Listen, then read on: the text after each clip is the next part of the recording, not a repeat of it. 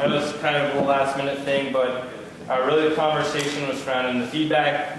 I know I'm looking for, as well, I'm sure Kathy and Mariana, other legislators. For those of you who don't know me, sorry, I'm Corey Parent. I represent St. Albans City and part of St. Albans Down in the Vermont House of Representatives. I also brought up Aaron Segrist from the Vermont Retailers and Grocers Association. They've been doing a lot of work around minimum wage increase that's being discussed in the legislature right now.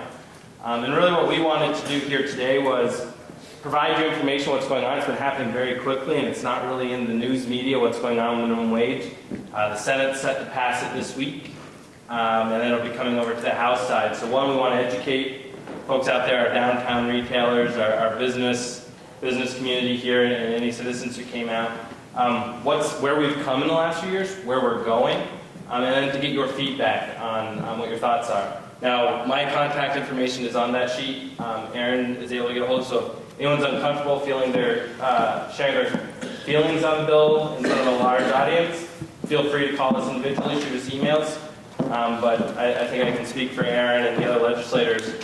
Our big, what we would like to take out of today is to understand where you guys are, what your concerns may be, and how we can continue to be your voices in Montpelier and really share your thoughts and work to make this bill the best that we can for Vermonters and those who employ them. So with that, I'll turn it over to Aaron. Thanks, Corey. Hi, I'm Aaron Segrist with Vermont Retail and Grocers Association. I will preface that I do represent a membership organization. I represent retailers and grocers across the state. So, we poll our members on our positions. By no means do we want to say absolutely not to minimum wage. We love our employees. We want to give them the best we can, but we're concerned about how quickly this bill is moving and how quickly the minimum wage will increase. So as you can see on the handout, I just put this together quickly to kind of give you an overview of what we're looking at right now. So again, Corey said that it has passed the first committee in the Senate, which was the Senate Economic Development Committee. It passed on a 4-1 vote, so we had one person against and four for.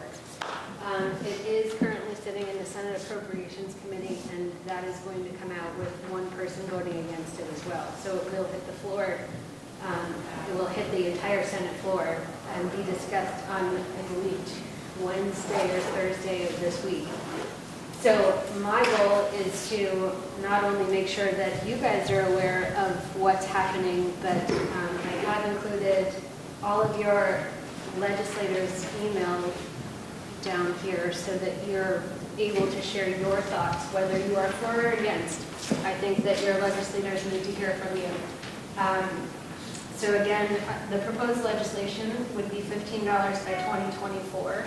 And you'll notice on the handout again that there's some increases each year. And then after 2024, they're proposing an increase by 5% or CPI. So right now CPI is hovering right around 2%. So it'll be either a 2% increase or 5% increase, whichever legislators choose to go with. And then of course there's been a lot of talk about the benefits cliff, and that's something that we believe needs to be fixed. The problem is I don't think that a 2-year term allows for legislators to actually fix it long term. And VRGA has long been a supporter of fixing the benefits cliff, so we've offered as much help as we possibly can. But again, 2 years is a short term to fix it. So in an attempt to start to fix it, the Senate Economic Development Committee has proposed an adjustment to the Child Care Financial Assistance Program. Again, that's just one out of the 14 state subsidies that would be fixed. And then, of course, there would be a study to determine what other states are doing on indexing the minimum wage and also coming up with different alternatives of indexing or increasing the minimum wage. So that is the current bill as it stands. It probably won't change much when it leaves the Senate Appropriations Committee. But again, I just wanted to share this as it is in its current state, share also the surrounding states, what they're paying for minimum wage.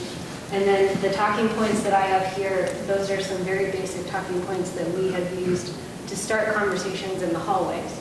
And some of these talking points can also start a conversation with your legislator if you see fit. So I don't want to keep talking. I want to hear what you guys have to say. I want to answer questions. This is really about you guys, the business owner, the community, and making sure that you're aware that your voice is necessary and it's very valuable to legislators. Yeah.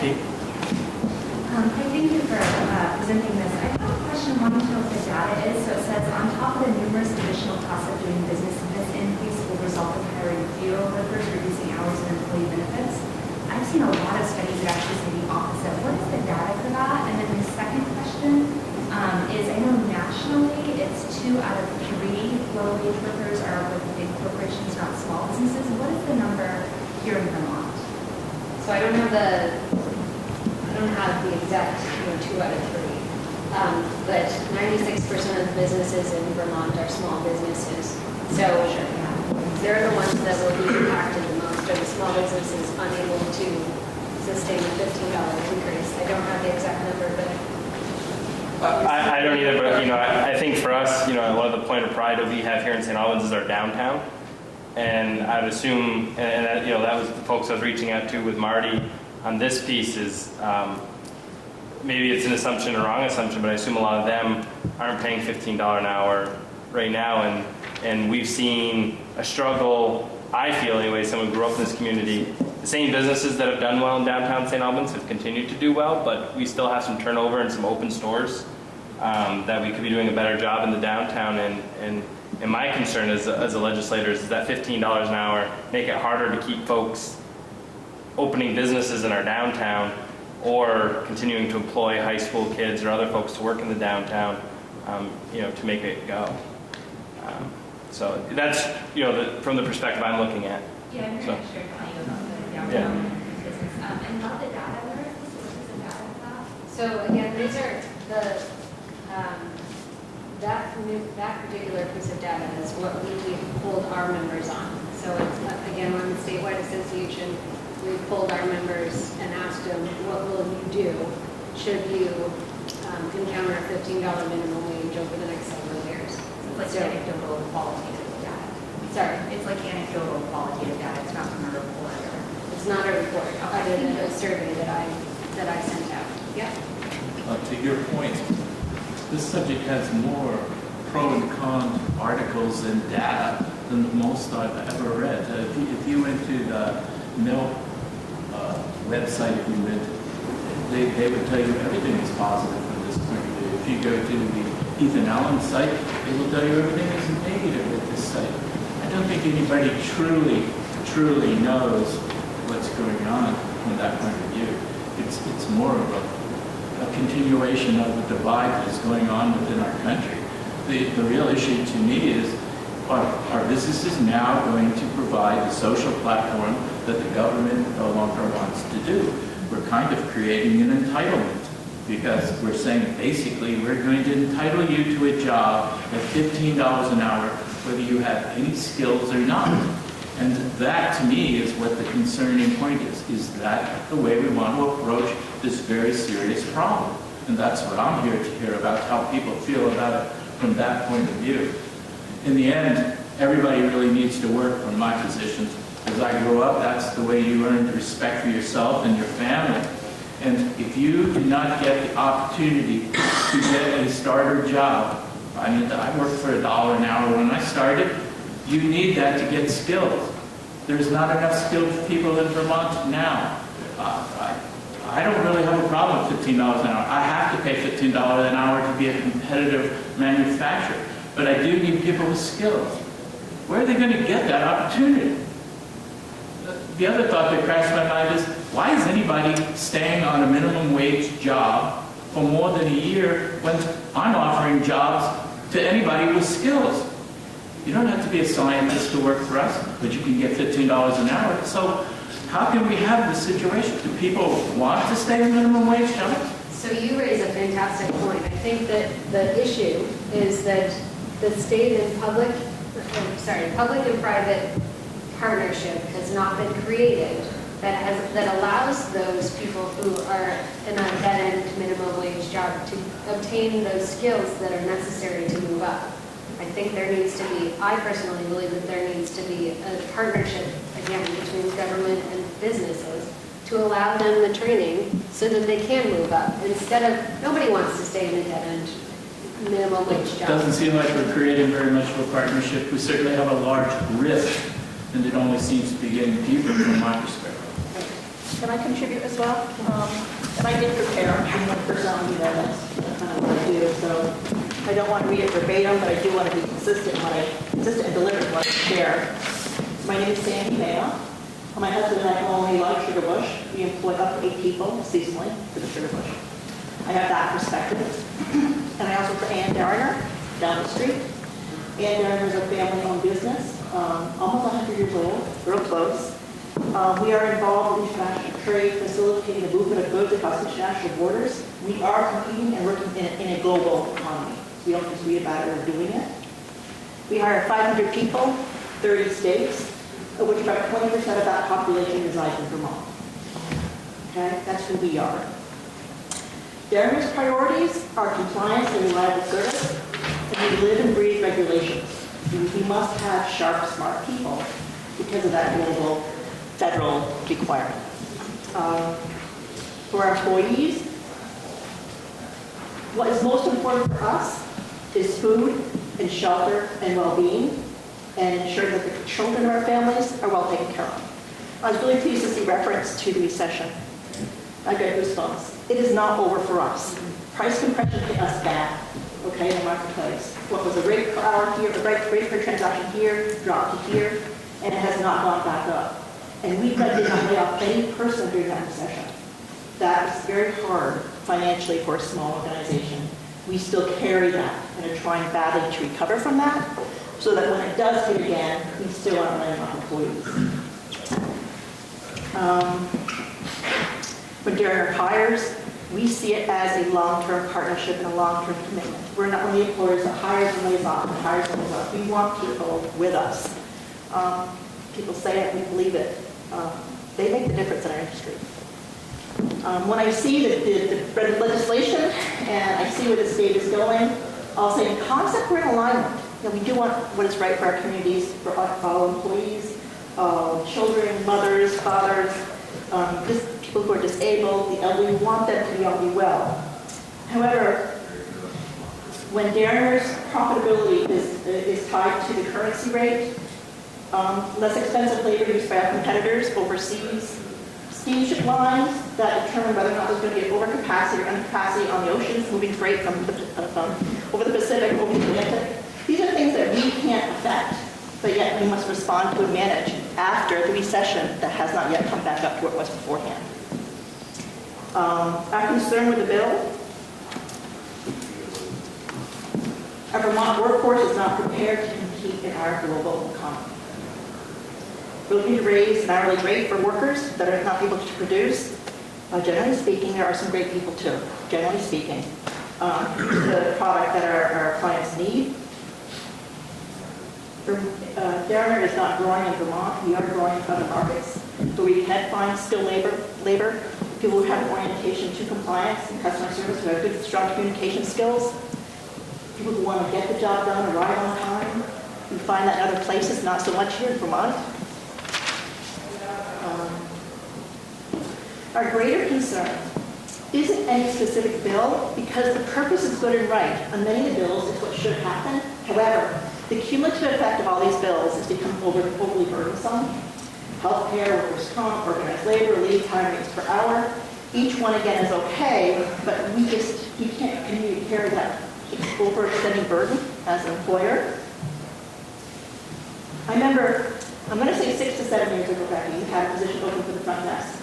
And a young woman comes in and says, I'll apply for your job, and I'll accept it only if you give me $14.40, because that's what I already get from the state for staying at home. Oh, very unless you pay more than the state pays me, which is $14.40 at that point. There's no point in my working. That was very telling.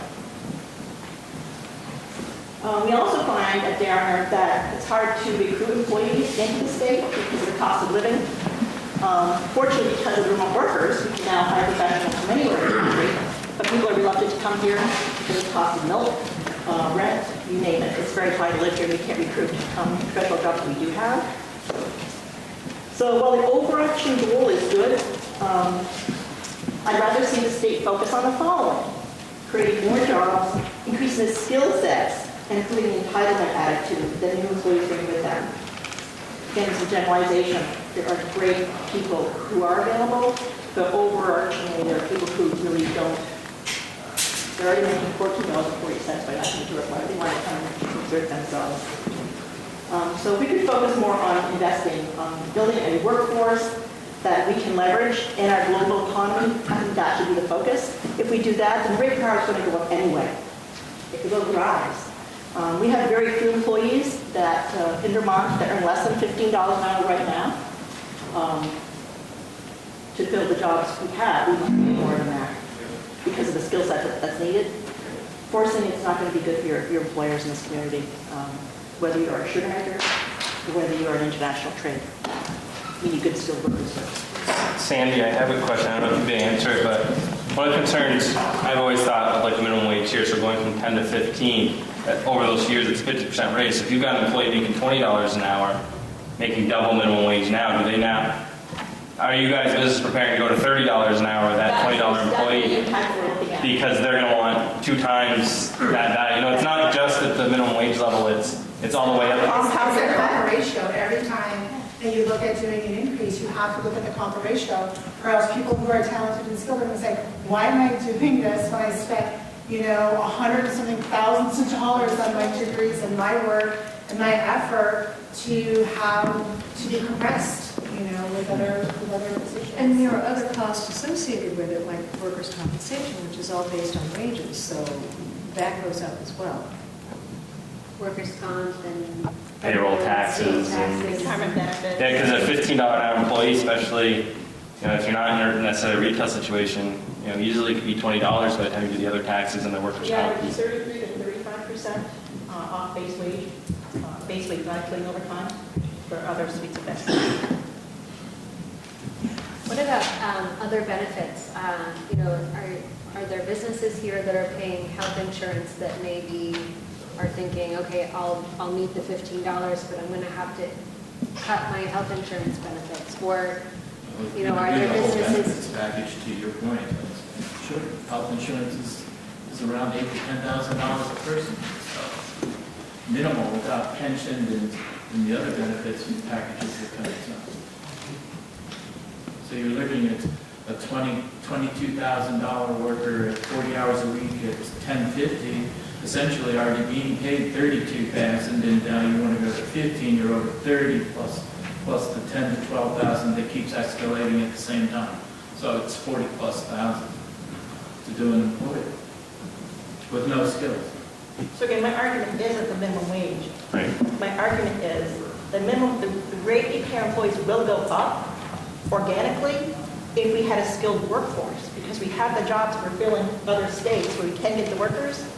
Give us a pool of applicants that's qualified, and that rate's going to go up on its own.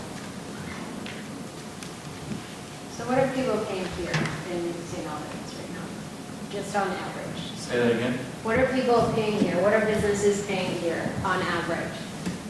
All right, you're not paying $10.50. You're not paying $25. Maybe you are. But what is the market driving you right now? I hate saying what's the market driving you, but what are you required to pay in order to bring in employees right now? We depend on the job. I mean, I can't pay a bottle sorter $15 an hour. My cashiers get $16, $17 an hour, especially if they're dead in a while. But it's you can't look and say, well, everybody's going to make $15 an hour, because the kids sorting bottles is not worth $15 an hour. They're not worth $10.50 an hour, most of them, because they work one day and they're gone the next. I wanted to ask Representative Parent, I know that in previous discussions about the minimum wage, to address some of those concerns, these thresholds were going to be applied to people who work over a certain number of hours or were considered full-time versus part-time. Is the current state of the bill just everybody? This is Flat. There's no student wage. There's no. This is the flat go. So it's really, and it's, and that's part of the topic too. Is the minimum wage meant to be a livable wage? Is there a wage that should be set in the state that trains employees? And we get folks who need to live off of what they're working, but there's a whole section of workers, the bottle boys. I wasn't with you, Ross, but when Rob Coffey owned Coffee's Corner Store, I sorted bottles for him after school and stocked his coolers, and I did it at the time. He was not in business, I'll say. I did it for cash under the table at the time, but it gave me a good skill set as a kid. That also brings up another issue. How many people are going to be starting to pay more under the table? Right. And we can't afford to be doing that as a society, and businesses can't afford to be doing that, for sheer concern of being caught doing that, Yeah. And my concern is not only, it's not the, I don't want to say middle-aged, the somewhat experienced to those who are full-time in the workforce. Those aren't necessarily going to be the ones impacted the most. It's going to be the retired people who want a couple extra bucks at the end of the week to sustain them, or it's going to be the students with no experience. We have severe concerns that, the bottle sorters are students in high school that, Want to go get pizza at McDonald's or something, go to with their girlfriend. Right. And get some gas. Well, go ahead. I'll let you folks know in a second. And the thing we're seeing across the state to it, and I think part of this discussion leads to it, is we're seeing the automation of some of these jobs. There's already one convenience store chain testing out self-checkout at a convenience store. So that's a $10,000, $15,000 investment in a computer. May in the long run be a more cost-effective piece for them. In the grocery store. Look at it now. Half the folks go to the self-checkout line in the grocery store. David? I represent West Peg Access, and I have part-time videographers like you're all up here. And we're paying above the minimum wage because of the fact that we need responsible people that'll show up, do what we need to have them do. Has the legislature ever looked at the possibility of having a two-tier wage? In other words, kids that are in high school, that, maybe give them the $10.50 an hour, but the people that are, that have graduated from high school, giving them the wage of $15 an hour. I know we've debated numerous different proposals. I think that one has a hard piece to buy unless we can get folks calling in who, a lot of times folks, and this will be reading the political landscape as someone who's in the building, is people see that as a way for a side who's against minimum wage altogether going to 15 as a cop-out, trying to build in that piece. But we see it as a valid concern in our downtowns or in your situation. We need folks like you to be vocal with your legislators and in your own political parties of maybe this does, if we're going to be progressive and go to a $15 an hour minimum wage or a livable wage for certain folks, we definitely need a different tier because, how do you train? I was a 16-year-old kid and I had jobs between sports seasons, so I would work one job during the summer, go away to football season. Work one job in the winter, go away to baseball season. I wasn't staying with a job for 2 or 3 or 4 years, so they were hopefully being able to train me in a couple days and have me out there, but were they making money off me? Probably not. Yeah, like the beverage mark, he has a lot of kids that work down there, and, I can't see for him actually going to $15.50 an hour or $15 when, it's going to hurt his business. He'll probably come back unemployed. I represented labor for 38 years, unions. And the city of Sonoma pays over that, the livable wage now. But, some of these smaller companies, it would devastate them, in my opinion. That's why you need a two-tier wage. So the positive of this conversation is that we will keep the conversation going throughout the House. And there is opportunity for the House to have that conversation and for us to bring that to the House. I think that there are plenty of opportunities to talk about a student wage or a training wage. Right now there is a student wage that reverts back to the federal wage. So you can pay as low as $7.95 an hour. No one's going to pay $7.95 an hour for their students because students won't show up to work. But there is a there is that minimum that you can pay, $7.95, or anything above that.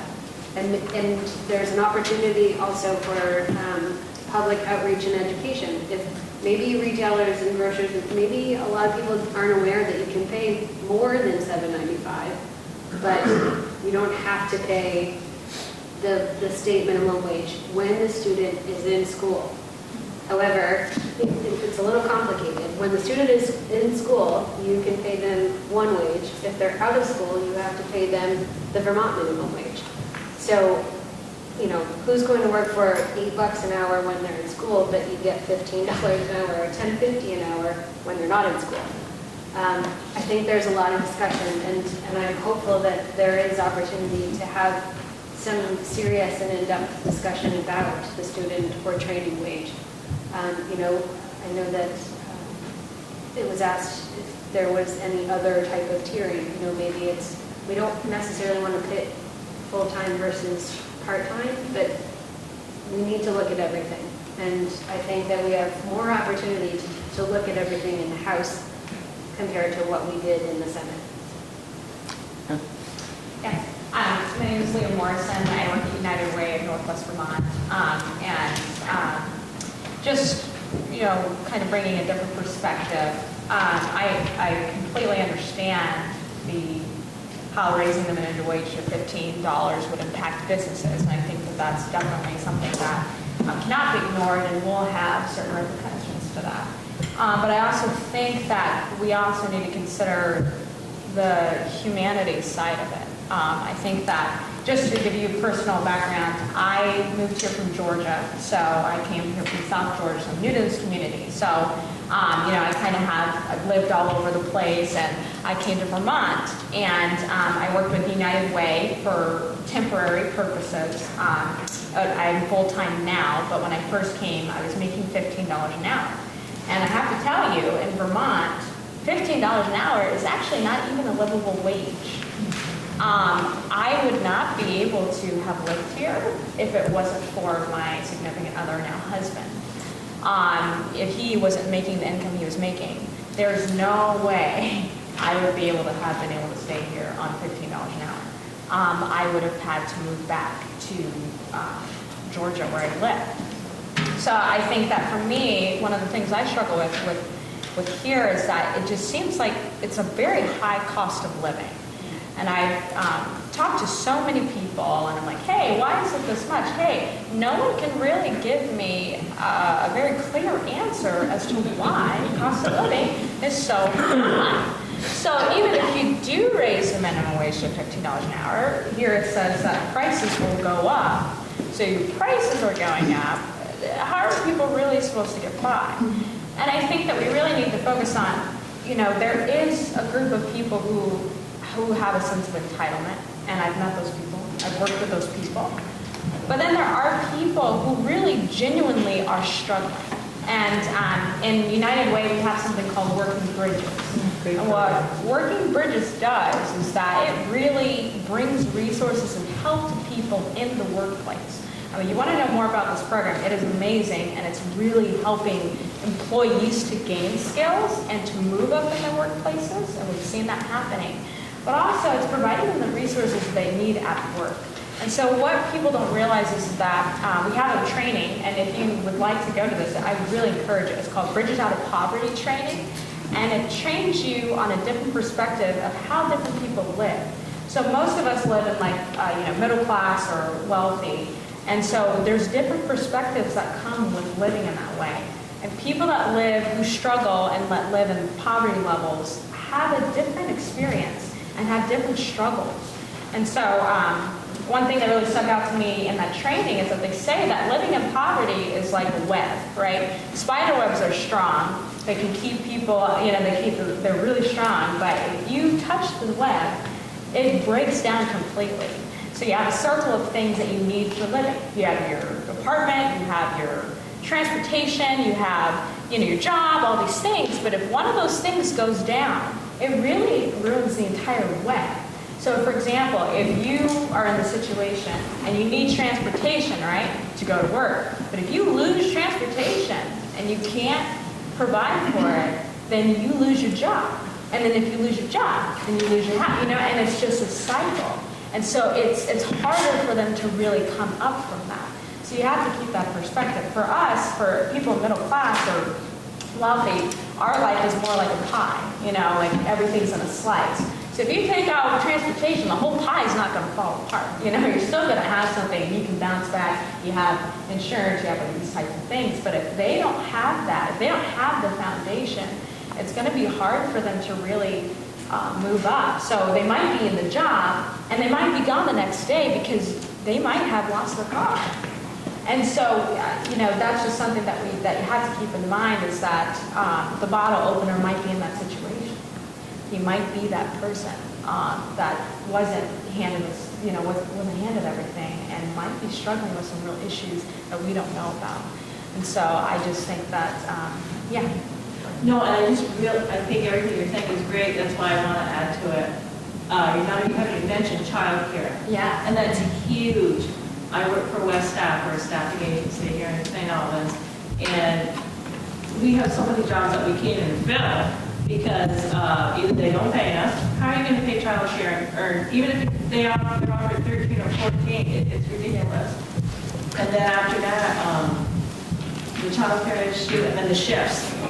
Most of the jobs, entry-level positions are often warehouse, and their second shift and their third shift. There's no child care for that as well. So that's a huge piece, and let's put that together with what she said with transportation.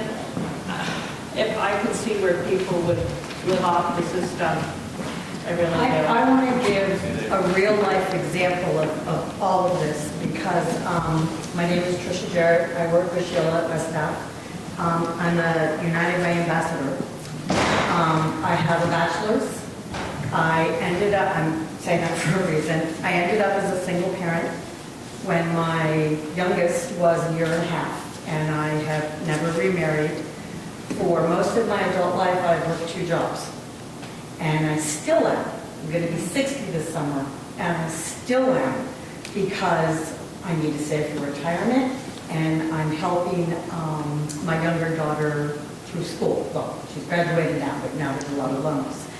I don't see it ever changing. And I am, as I said, educated, willing to work. I've held professional jobs and waitressed at night and whatever the situation is because I'm just one person. And there's a lot of me's out there. So again, the humanitarian side, to paint a little bit more. And that doesn't take away from, especially working at West Staff, understanding that that $15 an hour job ends up being $20, $21, $22. First comments or questions. I did want to share something. As people were talking, I heard a lot about the values of fairness and equality, kind of rooted in what people were saying. And it made me think of something that I had read last year. And there's this paper put together. It's called "We Are in This Together" by Partisan Solutions to Preserve the American Dream. And one of the co-authors is Phil English. He was a representative, a Republican from Pennsylvania, and he was co-chair of House Ways and Means. And this is how the chapter starts. This is a quote from Franklin Delano Roosevelt. "Free economies rarely offer equal results or outcomes. Disparities of wealth are inevitable. However, they are only tolerable if the public has confidence that individual freedom can produce economic and social mobility, and that markets can be open to the enterprise of all corners. In the American economy, freedom can only be sustained if the core commitment to equal opportunity is nurtured and sustained. Social stability can only be maintained if the capitalist economy is offering procedural fairness." As people are talking, that hits me pretty hard, and I don't mean to sound impolite, but I have to say, when I walked in, and I thought that this was a community forum facilitated by a representative, and it was actually it's being facilitated by a lobbyist. It's kind of nice, as you seem to be, who offers speaking points without any data. I don't know, it doesn't strike me as procedural fairness. Well, and again, was originally when I reached out to our downtown businesses, but I'll take that on as responsibility on my piece. But a conversation I'd like to hear from retail businesses, speaking of fairness, and those who own them are no longer in business, what are we doing as a state to guarantee that you're making $15 an hour minimum wage, or what the business owners? My dad, I grew up in a small business. I work in a business now where if I lose a client, I take a pay cut tomorrow. You know, that's the angle we have to look at because of the economy we have here, especially in our downtown, here in St. Albans City. We need these strong downtown businesses, but you know, when you're looking at $2,000 a month in rent, I figure a downtown business, and I may be way off, has to do $1,000 a day in business to really keep the doors open and pay the owner a livable wage. And I might be off on that piece. Can anyone speak to me? I mean, Yeah, so I ran a custom bakery for 6 years before I got into the solar business. And my brother, my mom, and I opened that downtown business at probably the worst possible time given the recession in 2008. And we survived to the point where we could sell it and get out of it and move on to other things in our lives, in large part because we had people stick with us because we were paying more than the average food service job, and we were making sure that, you know, the people were getting $10, $11, $12 an hour plus tips most of the time. I don't know how much the minimum wage, frankly, would have really impacted us. I think the biggest way it would have impacted me, anecdotally, is that it would have caused other businesses to have to play a game that we were playing and to try to and create a playing field that was fair to start to have the floor of wages be higher. You know, and hearing this conversation, what I've heard a lot about is, you know, we are concerned about the opportunity to train young people and to give lower skilled people an opportunity. But the face of the people who are working minimum wage jobs mostly isn't the face of people in this room. And it's not the kid who's working at Ross's business or at Kevin's business. You know, Public Assets is saying that about 2/3 of the 70 or 80,000 jobs that are paying minimum wage in Vermont right now are, you know, they're a full-time working person that's the primary breadwinner. And, you know, largely, the majority of those are single women. And so, to me, if that's really the face statistically of people making minimum wage, there's got to be a way policy-wise that we can make concessions for the part-time person, for the student who's getting their first job and getting some training, but also make sure that we're paying something, not even approaching, but something that's starting to get to a place where we could cobble together 2 jobs and be able to pay something. The stats show that in 1980, you could work a minimum wage job 40 hours a week and afford tuition at UVM. So the buying power.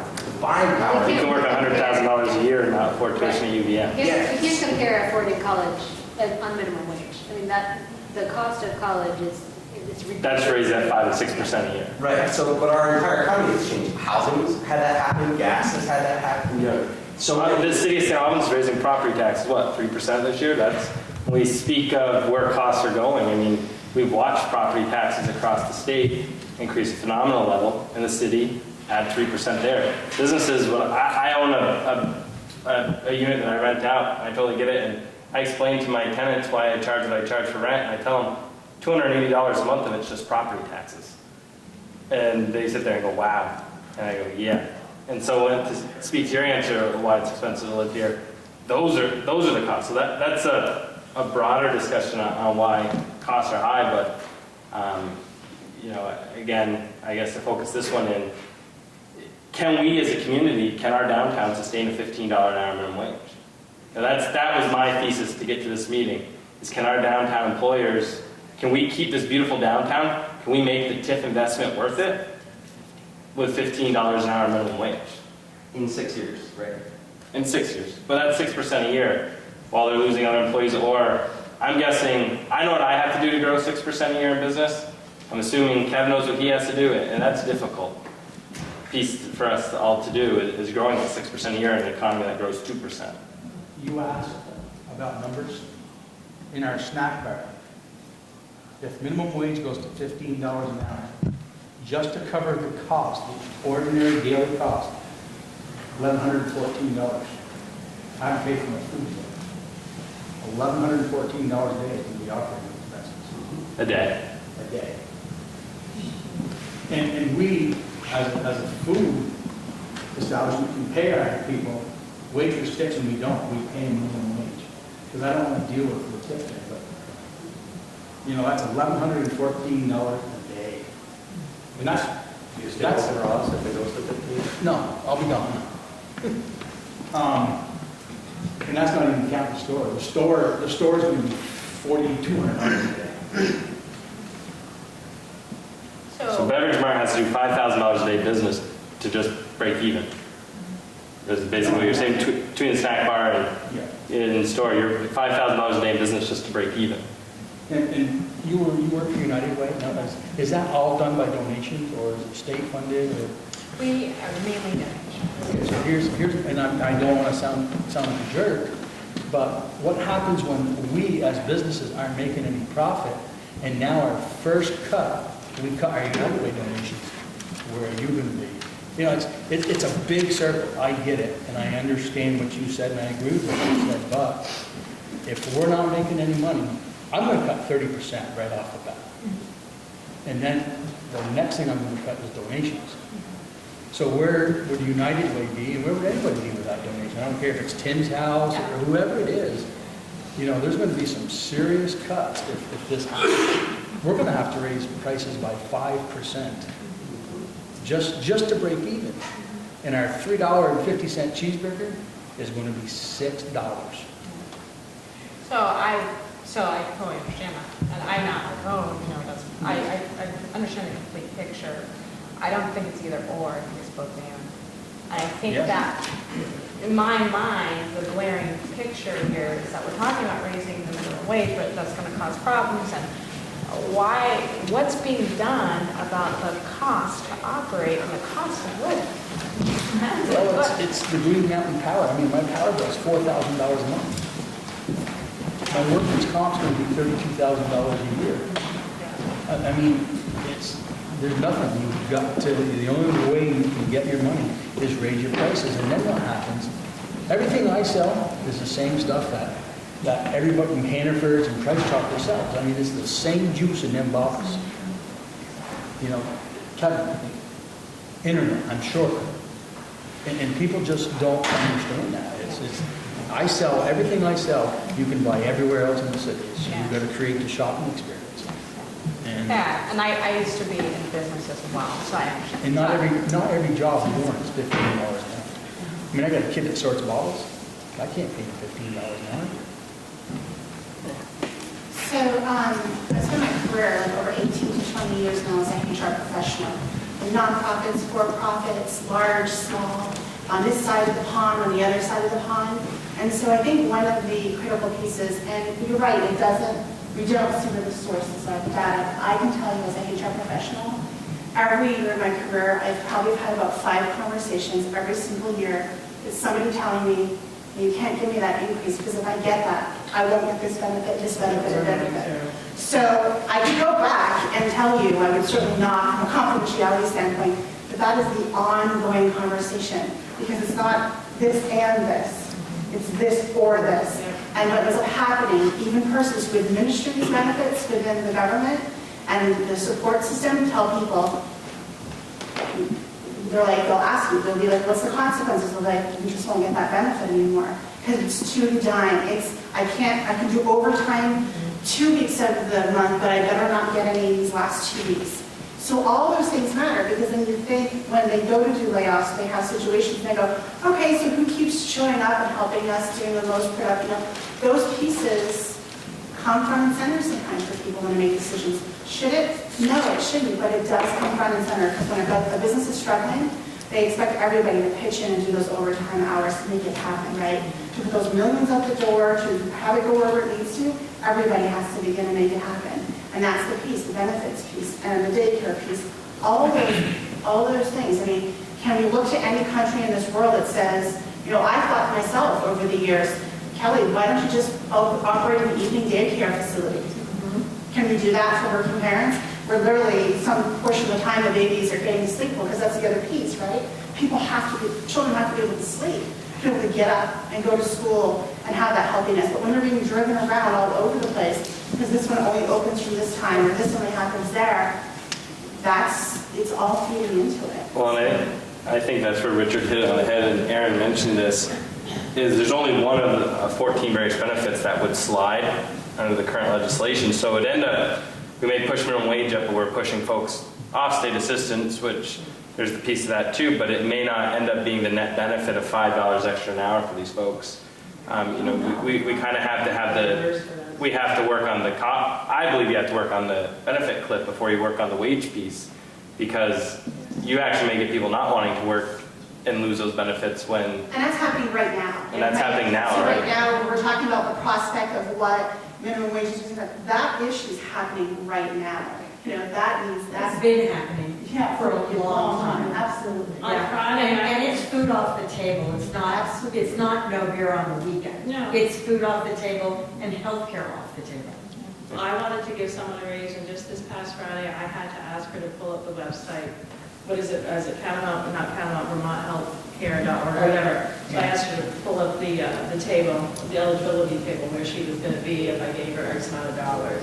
Because we didn't want to get to that point. She's a single mother, she has a child, we didn't want her to lose her And benefits. those are the conversations we should not be having right now. Isn't that, The conversations should be saying, you know what, we're going to move you to $15 an hour, and we can afford to, and you can afford to take it. right, But we're not fixing it by throwing money at the problem. right, We need to fix the system. yeah. And arbitrarily throwing money at the system isn't going to fix it. So, there's so much I'd like to say, and probably so much I shouldn't say. Yes, I understand, Darren, I'm very fortunate, I'm an executive there. Can you speak up a little? Sure, thank you. So, I would say things I shouldn't say, probably. I'm going to take a risk right now. I did go for it. So I'm an executive Darrener, I'm very blessed. And when I was growing up, my clothes came to me for school in a green garbage bag. And I slept in snow inside my bedroom. And I know what it feels like to food stamps, shopping for animals. I know what it's like to have a tire that's about to pop with my kid in the back car. So you can say that executives, people who are entitled or whatever, don't understand. Trust me, we very much understand. And what we need, the opportunities such as Working Bridges, to help get people out of poverty, we need the programs to support them versus spending money on the minimum wage. Give them a career. Help them. Yes. Well, another piece to that too is that, you know, we're talking about all these costs. And one cost that hasn't been mentioned is the cost of turnover within the trade, which is very expensive. And at Cosmic Bakery, was that the name? You didn't have turnover as much because you took better care of your employees, and therefore they had loyalty to you. Now, finding someone to do the bottle assortment may be harder to build a loyal relationship with, but the cost of turnover, when you don't pay enough, the long-term. You can still only pay what the job will allow. I mean, I'm sorry, if you still only pay what the job will allow, that means. You're asking about how is this going to affect the downtowns. My name's Evelyn Martin. I have a small bakery on Center Street. And I'm glad to see that this is going to take until 2024 for this to be implemented fully. I'm hearing lots of things. Skill is one issue, and paying $15 an hour for a very unskilled job like paper bottle sorting or dishwashing or that sort of thing.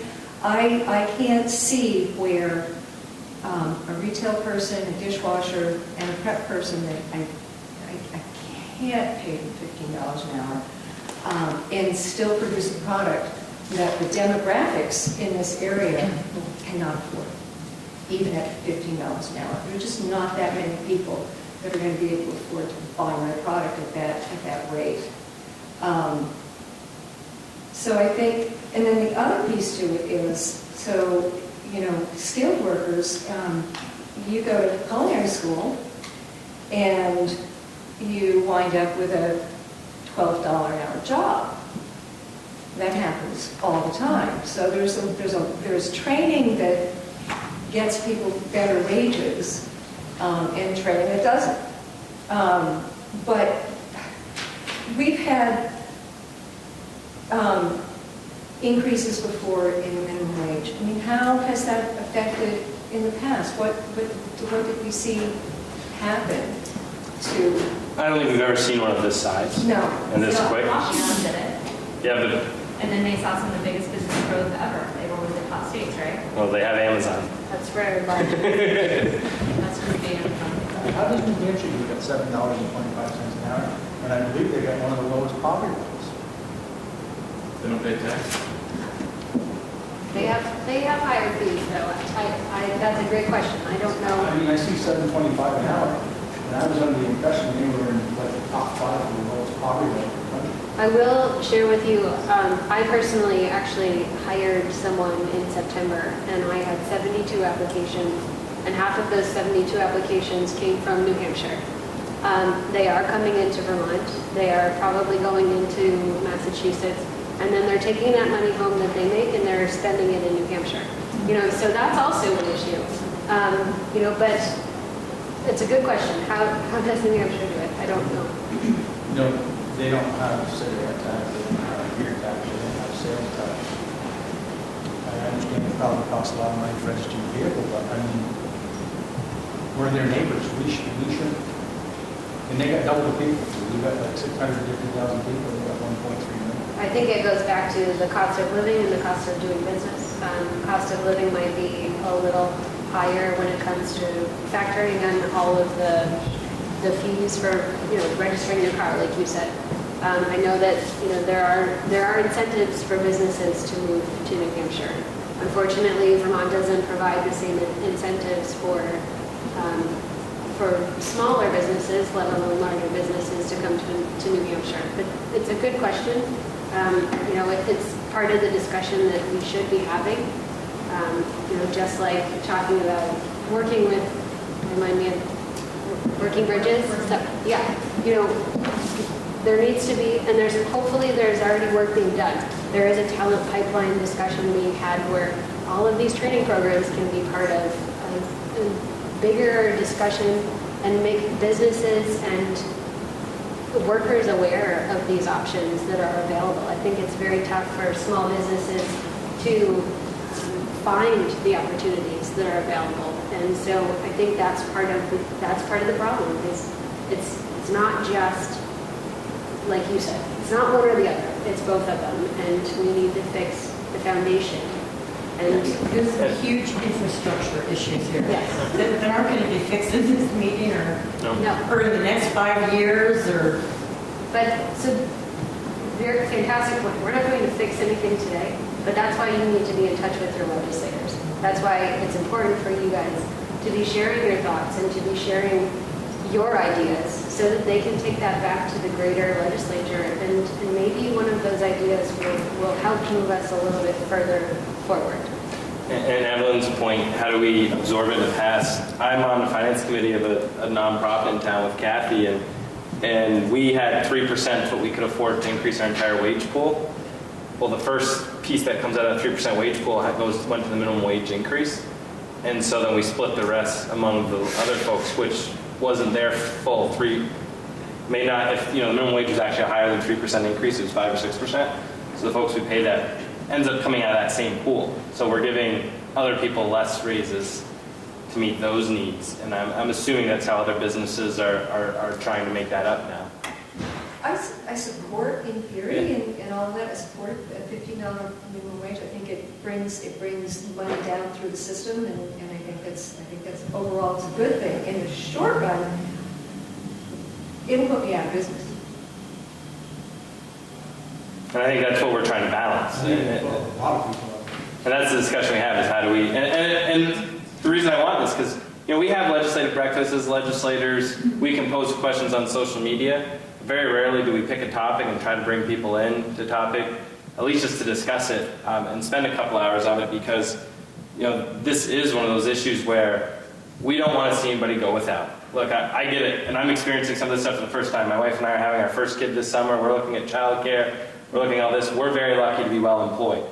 I get, and I've looked at her and I go, how do people do this who aren't in our situation? And so trying to understand those, but do we get there by adding a $15 minimum wage, or do we get there through other other policy decisions, and that's got to be the broader discussion. I think here, this is the issue we're facing on, and this has come quickly. The fact that the Senate's voting this out and most people aren't reading about it in the paper shows how quickly this is coming. And that's, another catalyst of this discussion is this is going to be a big change in the short run.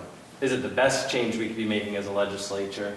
And in the process, we need to be having this discussion with our constituents. And far too often, the only discussion we get is when we go every other year to their doors in an election year, and we need to be engaging all the time to try to get this feedback because, we're 60 miles away from you 4 days a week. There's a few of you that reach out to me on a regular basis, but a lot that don't. And so, we're making our best guess off the conversations we've had and what we've run on. But I think the broader conversations we can have on these issues, the better off we're all going to be in the long run. Representative Parent, I'm really glad to hear you say that there's other policy issues that you think should be looked at. What are those for you? What are the ones that feel most important to you that should be explored in the rest of this session and the next session? Yeah, I think there's a lot of right around the affordability piece. I mean, we have to address our education spending. We did last year last year was the first budget year that we didn't raise taxes or fees in the state of Vermont in my lifetime. The fact that we've had to do that. Now we're looking to do the same again this year. We're looking at other things that make business expensive. For the first time, we got state colleges coming to us and go, part of the reason state colleges are so expensive is this energy efficiency fee we pay. And this energy efficiency fee we pay, we can't get any more efficiency out of it. And it's actually changing my, I got one of the most liberal members of my committee on energy and technology who's like, we really need to look at this, which is kind of completely backwards for me because usually efficiency Vermont's not been taken off the table or it's not allowed to even be brought down for discussion, and we're having those discussions. So the way our legislature works, we work in our committees, so those are ones that I'm seeing every day, but we're looking at how do we, it's reducing the cost of living and working in Vermont. That's what legislature can do. I mean, we're 1/6 of the state's economy, just state government as a whole, and that's a pretty big piece. Property taxes, I pay between, $6-7 grand between the two properties that I own. You sit there and go, when you build all those up, that's why Vermont becomes this expensive piece, because it's expensive property taxes, it's expensive wages, it's expensive heating, it's expensive electricity. You go right down the list. How do we make them better? So each committee is doing its piece, I think, to really address that. Ours is, we're looking at Efficiency Vermont. We created the Agency of Digital Services, which has created millions of dollars in savings for state government in its first year just through efficiencies. So, we're going to continue to look for those so that we don't have to pass on those higher increases to the taxpayers and continue to build on that. Now, Health and Human Services, they've looked at things like benefit cliffs. We've tried to address it in the past, but they continue to exist. It's where you get to a point where one more dollar creates this huge cutoff instead of scaling you off the system. And that takes political buy-in, and that takes time, and Aaron's right. I mean, I think one of the great things about living in Vermont is we have a citizen legislature. I think one of the disservices of a citizen legislature is we're part-time. We don't have staff. We don't have to go and research these issues. I'm taking personal time off right now from my day job to be here and host this. This isn't Corey has Mondays off from the legislature. I got to work my Monday job. I'm taking personal time off to come and host these things. And I don't complain because that's what I signed up for, but I know when Mike was in the legislature, he was probably in a similar situation. To address some of these issues that are complicated, maybe it's addressing the whole legislative process, because for the most part, we get down there and we work for 12 to 16 weeks a year, and then we're gone for 6 months, and then we come back to address these problems. So, not that folks probably want us down there any more than we need to be, but those are, that's why I think it's been so challenging, and what I see as someone who's been around for 4 years now, on addressing some of these major issues. It's so difficult to get the buy-in and get people where they need to be. It takes 5 and 6 and 7 years to build the case for something and then hopefully get it to go. But legislation doesn't happen overnight. And it takes a lot of buy-in. I mean, this movement, $15 an hour, is a 3 or 4 year movement in the making. Whether you agree with it or disagree with it, it's been coming. The conversation's been being had. It's just we haven't seen the details. My committee spent 5 hours on the carbon tax last week. That's another issue that probably not going to pass this year, maybe not next year, not the year after, but the case is getting built, and that's how our legislative process works. And so that's constantly what we're dealing with. I'll give you a real life issue, and that's your gas bill. We've had increases in our gas. We were one of the first to get natural gas here. And the natural gas rates are socialized, so that means that every time they extend a line, we pay for it. And we've been paying for it and paying for it and paying for it. So this line that's being pushed into Addison and eventually into Rutland County, you're paying for it. And that's hundreds of millions of dollars. So there are all kinds of things out there that you haven't even thought about that you're spending money on. So it's, But with natural gas, isn't there the chance that the economy could improve? I mean, the two most successful counties in Vermont are Franklin and Chittenden. And if we didn't spend so much money fighting to install it, then maybe the heating assistance bill and all the other things that we have to continually pay on with no hope of changing could at least have a different future. well, I think the company that owns Vermont Gas has never expected people to pay for their gas extensions. They've been paid for by the company through their stockholder returns. So this is the first time Enbridge, I think, has been able to get a deal like this. So that's the reason that I didn't like what was happening. And I think that right now, our gas is the most expensive gas that there is. It's more than, if you figure it out, I think it's more than propane and oil. So these are all kinds of things that affect what happens. When there's a tax on something, you don't know where that money goes from that tax. It goes to other things. Tim? There's leaking things all the time. Hi, I'm Tim Smith with Franklin County Industrial Development, and I'd like to address Leah's question about why it's so expensive to live in the state. And I apologize because we chuckled a little bit when you asked that question. They all chuckle. For those who have Blue Cross Blue Shield health insurance, increase 9% this year. Whoever has Green Mountain Power, 5% increase this year. Education tax, not done yet, but proposed 7% increase, or 7 cents increase, I should say. Wages go up with the cost of living, that's automatic. Efficiency Vermont, 1% on your tax bill. Kathy talked about the gas bill.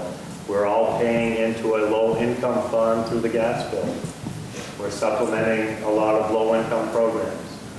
Kathy once taught me our budget on the state level, the general fund budget, which now is about 1.6 billion, Kathy, I believe, is paid 65% through mainly 4 income sources: room and meal tax, sales tax, corporate tax, and income tax.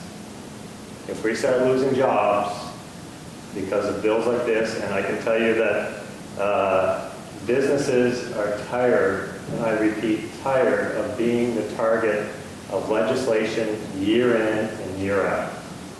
We've got paid family leave, you've got the carbon tax, you've got Efficiency Vermont over the years, you've got now the minimum wage. As businesses decline, so will the general fund. The general fund will decline, and the resources for paying for public programs are not going to be there. As they decline, so will the programs. We need a strong business environment. We need people employed. We need people spending dollars to contribute to the general fund. Failure to do that, and you're going to start to see a decline. It's like I've shared before. Franklin County, 40 years ago, had 12% unemployment. No place in Vermont has 12% unemployment now, but we did 40 years ago. Okay? We're now at 3%. We've made great strides over the years because of people in communities Franklin County Industrial Development, business owners have made the effort to grow this community. If we can't find people to fill those jobs, and Richard would be the first one to tell you, Ben and Jerry's are going to pull a line this year. That's hypothetical. They can pull a line, move it to Henderson, Las Vegas. Barry Calabo can pull a line and put it in Hyacinth, Quebec. As soon as those lines start going and the capital investment goes, so do the jobs. We need to be a little more conscientious of what the impact of these bills are. I think it's a personal attack on our downtown. I agree with Corey. We've got good businesses. We've got a strong downtown. And if we start requiring people to pay $15 an hour, we're going to go back to what downtown was with boarded up storefronts. We need to pay attention to what the impacts are. Ideally, I don't disagree with what we're talking about. But at the same time, I think there's a better way to get at it than mandating our businesses to require a payment of $15 an hour. You know, rather than giving, I just think when you said this, that all makes sense. Rather than giving people more money, why don't you give them more benefits? Make the income and eligibility tables for the health care higher, you know, change things like that. So yeah, I'll still work for $10.50 if you help me with my child care, and you know, I'll still have health insurance, and you know, Well, a lot of the issue too is it pays with federal regulations, a lot of like the healthcare stuff. Yeah. So then the part of the problem is getting so far ahead of the federal issues. This is what we're dealing with all the time. Is we get out there and we do this, and then that eligibility brings back. I mean, you know, just jokingly, I get it, life, you know, experiences happen, but you know, I just got married this past fall, and our tax return was smaller than it normally is. I joked to my wife, well, that's what the marriage cost us already. But, you know, those are the kind of things where, you know, we were able to write off, we're only 6 years out of college. We're not able to write off our full interest anymore. So, you know, those are the issues when you start combining things and incomes, and when you get to those eligibilities, you know, we can absorb it, but it's harder when you add, I mean, that's a pretty good adding to someone's income, but like you said, it gets to the federal level, at least on healthcare. And that's probably the most expensive piece that people would probably lose. They might be worse off with $5 more an hour with that piece. I have one more thing I'd like to share with you. This is an employee's market. Yeah. Employers are looking for someone who can breathe, chew gum at the same time, and show up. If they show up, the employer will train them. If they don't show up, they come in for one day, go home at lunch and never return, then that's where the issue lies. But there's no reason for a person who has skills to be making $10.50 an hour. Ben & Jerry's will start you at $17 an hour plus full benefits. If you're working for minimum wage, there's a reason why, and the main reason is you need to develop skills. And businesses will help them develop those skills if they just show up. Actually, is the third reason to all of this, it's the drug issue. No. The reason why we have to put people at jobs that pay $10.50 an hour is not because they're not skilled sometimes. They can't pass a drug test to be placed at a better job, make $15, $16 an hour, because we have jobs like that all the time. I hate to say it, but it's to the point where I'd say it's 75% of the people that come through our office cannot pass a background check and a drug test. And those people should get it. But they're the ones who are, this is all about. But there's so many people now that have drug issues that are getting $10.50 an hour, and it's creating. So, you know, those things, I'm going to go on both sides. Those things go into generational poverty, generational addiction, and it takes a long time to unravel that web. So I'm sorry, but I agree with what you just said, because they do deserve a chance. The other thing that's going to be on the opposite is, I really wish Vermont was more business friendly. Everything you said is very accurate, and also for larger companies coming in here. Now, I don't want larger companies to come in and have a huge wage division so that people are still making, you know, too little money, and then corporate salaries are incredibly inflated. But I went to the 2015 Vermont Economic Conference or seminar, whatever it was, put on by the State Chamber. It was doom and gloom. no businesses coming in, workforce aging, no young kids coming. I think, did anybody write it down? I shouldn't say that. Sorry. It's, yeah. When was this? 2015. But they do that seminar every year in January. Well, they were here this year, and that was not the story. Oh, what was the story this year? Well, it was trying to establish a workforce, but working with the system. And I think that's what everybody needs to do. Exactly, but I do think Vermont needs to be more business friendly. But going back to how many times do we have to put people at a minimum wage job? Like you said, yes, some people, that's all they deserve. That's all you deserve. You did drugs, whatever, you have a record. But those are the people that are putting the burden on our system. So something's got to give. I got a kid, He's probably been there. he worked for me in 2007. He went to the drug dealer. One of the guys that worked for me was he's now running a detention center. Making like $13 an hour. I mean, so. But you gave him a chance. I did. You gave him a But you know, chance. somebody that's out of that end job, they have no skills. Yeah. And they might work 2 out of 3, 4 shifts a week. And you either got to close or scurry around and do it yourself. I mean, that's why they get 10.50 now. I mean, and they're not worth 10.50 now is the problem. How many hours a week work, Rob? After 42 years, they work 55 hours a week still. Well, we're going to have to get ready because the governor's looking at creating a program to get people back into work after they've been to rehab, and we're just discussing this. So there'll be a lot of people who are ex-drug users that are, doesn't mean that they don't have skills. There'll be a lot of people coming our way with who are highly Well, skilled. this kid dropped out of school. And he still doesn't have a diploma. And then they have a GED. But we've met great people who don't have a diploma and have worked very hard and worked their way up to this. And workforce development is something the governor's keying on hard. I know our former Senator Degree left the Senate to really take up that job with the governor's staff and lead that charge. And I know they've had every legislator, Republican, Democrat, Progressive, Independent, under the age of 40 in to have a conversation. Why'd you choose Vermont? Why is it so hard for your neighbor, your peer group to stay here, work here? What are they talking about? And we're working on those pieces because what people don't realize is the state in 2025. This doesn't even talk about. We've already hit our peak economic tax position as people start to retire over the next 10 years, which is going to happen, baby boomers.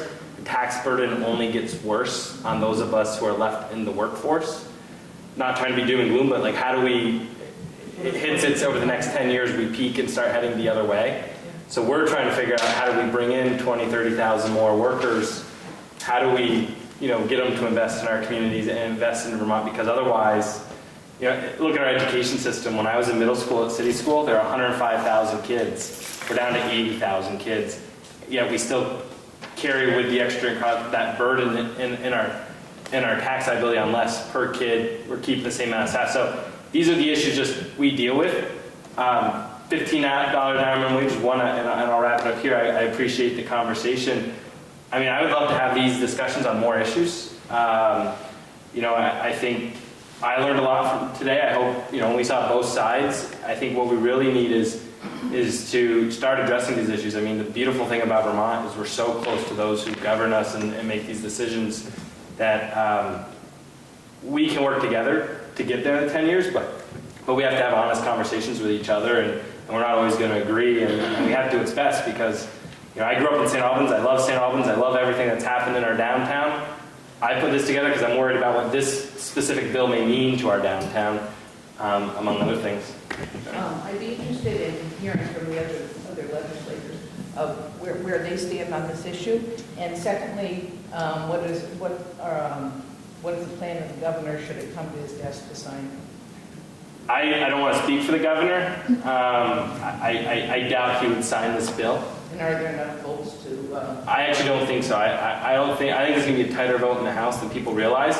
And it's why we're trying to engage these conversations, because folks, whether you want this to pass or not, it's your job to communicate with your legislators and send an email and convince them on how to vote, Republican, Democrat, Independent, Progressive, reach out to legislators in your community. And I'm glad these folks are here to join us. And we have a legislative breakfast next Monday in the same spot, Marty, in the morning. Come and talk to us about your concerns there. That's when the whole delegation will be here. And that's the beauty of the system we live in. We may not always like where it ends up, but, we can talk about it. And everybody, including here, I think, does the best they can to internalize what they hear and make the decision based off of that, but I'll let them Well, stay. there's also a meeting tonight that you can express your concerns or your appreciation of what is happening with the governor's budget, because we're doing it right now. And it's online, if you go into the legislative website, under the Joint Fiscal Office, the whole budget is laid out. And I'll be there tonight with possibly some other legislators taking testimony that I'll bring back this week. That's it, from 6 to 7. We will stay there until everyone is heard, and it's at St. Albans City School, in the library. And then Kathy, your position on minimum wage, just for Jonas. I don't know that much about the minimum wage, but I have some concerns about benefit cliffs and things like that, so I haven't even read the bill. I've been mired in the budget. Dan? Yeah, I don't think that I have a position at this point. We've been pretty busy with water funding, water quality funding, and issues with corrections. And, I mean, I just wish that we could come together with some sort of a solution, because Ken, you raised all valid points, but what are we willing to give so that those that are working 2 and 3 jobs and relying on benefits and taking into consideration the benefit flip, where can we meet in the middle? Because right now we're not talking about that. We're talking about either or. And that doesn't get us anywhere.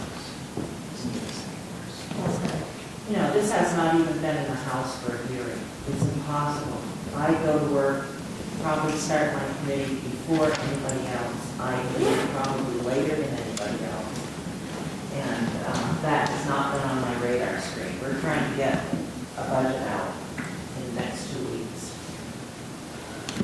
Mariana? Well, I'm going to tackle this from a little bit of a different perspective. Mariana Gamache, I represent Swanton Sheldon. The state of the economy in Vermont right now does not lend itself to a $15 an hour minimum wage. Speaking of minimum wage, I remember when minimum wage was just that, and it was meant to be an entry-level training position for people who were new to the workforce. That was its point. Over the years, we have taken minimum wage and we have merged it with living wage. And they're 2 entirely different things. That being said, we have a low unemployment numbers, 3%. But we have, so ostensibly, 97%, or close to that, of the remaining people would be working. And that's not true. There is this other category built into that of people who are not able to work because of disabilities. They're not able to work because, or not that they're not able to, they have become frustrated. They do not have job skills that are necessary for them to get employment that would allow them to make a living wage. So it's more complex than just finding a practical solution. In regard to your comments about Vermont being a very expensive state to live in, we are. We have 635,000 people roughly, maybe 650. And it's very expensive to live here. That is dictated to a large extent on legislative policy, taxation, and regulation. And until those things are tackled and looked at, we can keep throwing money. It's not going to solve it. We have structural issues that need to be dealt with. And my suggestion, I don't have the answers. I wish I did, believe me. We do our best to see if we can not have legislation passed that we look at that we know is going to be detrimental. And then we come up with legislation that we know would be helpful, but we don't, the impetus to pass such things is not there. So this is my suggestion, and I say, all of you here, I'm assuming know who your state representatives are and who your county senators are. And if you don't, you really need to find out for sure. My suggestion is that you take a very good look at the voting records of all of the legislators who are representing you and see the issues that have been voted on and how they have been voted on. And see how you feel about wherever they stand on issues. And my suggestion is for family and friends that are in other parts of Vermont that you suggest they do the same thing. We need to have informed voters at election time. And the only way you can be informed is if you know at least what has happened up until now. I understand we're all busy. Nobody has time for anything.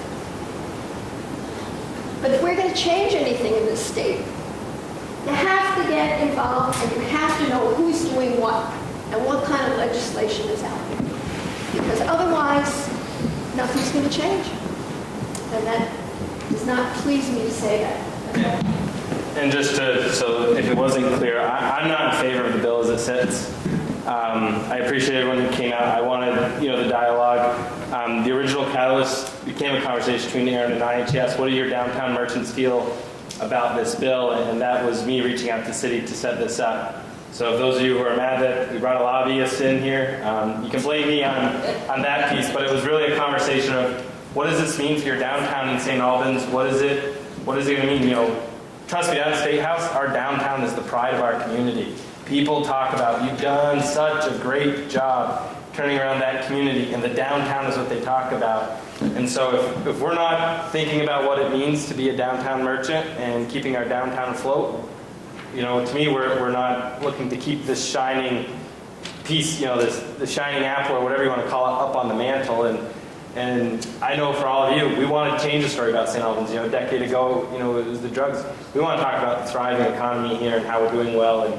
And that's what drew me to the catalyst to hear back from folks in the downtown and the employers. And how do we make sure that you guys can survive to keep the downtown as strong as it can be. And I really want to thank Erin from the retailers and grocers for coming up and educating some folks and hearing feedback. Because she'll use it. She'll be testifying in front of committees on the impact of retailers and grocers across the state of Vermont.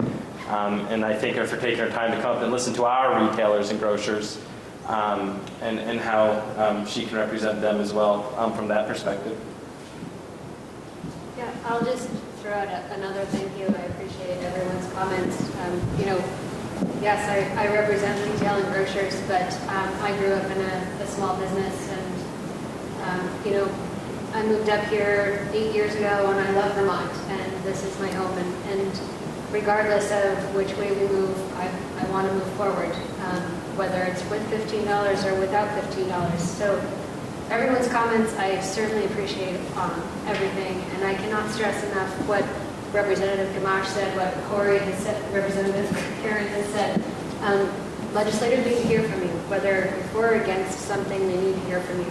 That's the only way that we are going to move this state forward. So I have some business cards if anybody is interested in keeping in touch with me, sharing any thoughts that you might not have shared today. Whether you're a retailer or grocer or not, your comments and ideas are important to the entire conversation. So again, if you are interested, I'm happy to do the cards afterwards. So thank you all for coming.